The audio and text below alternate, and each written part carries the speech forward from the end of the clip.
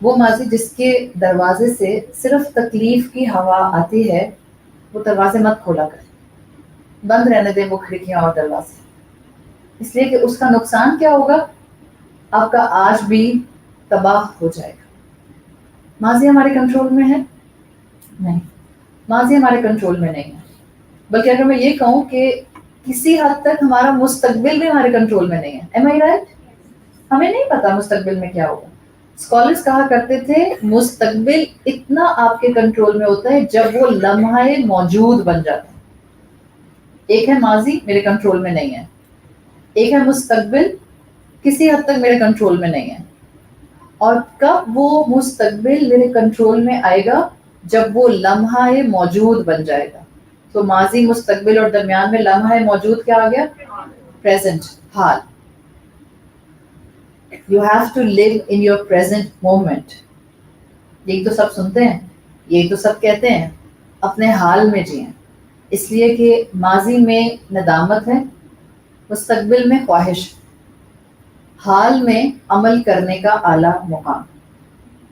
صرف میرا حال میرے کنٹرول میں ہے۔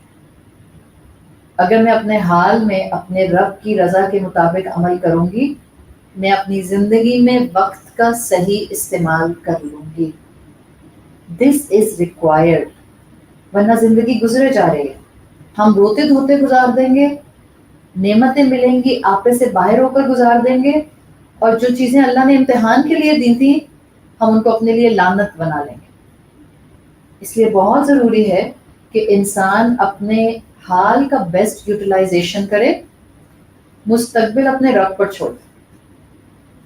بہت زیادہ لمبی پلاننگ نہیں کرنی چاہیے۔ ٹو سرٹن ایکسٹینٹ اچھی بات ہے مستقبل کی پلاننگ کرنا، لانگ ٹرم پلاننگ کرنا، مگر اتنی زیادہ لانگ ٹرم پلاننگ، اتنی پرسسٹنٹ لانگ ٹرم پلاننگ جو آپ کو آپ کے حال میں بے فکر کر دے، ایسی لانگ ٹرم پلاننگ مومن نہیں کرتا۔ مومن اپنے آج کو بہتر کرنے کی کوشش کرتا ہے، اور اسکالرز کہتے ہیں اس کے لیے رسول اللہ کے نقش قدم پر چلنا پڑتا ہے۔ رسول اللہ کا نقش قدم کیا ہے؟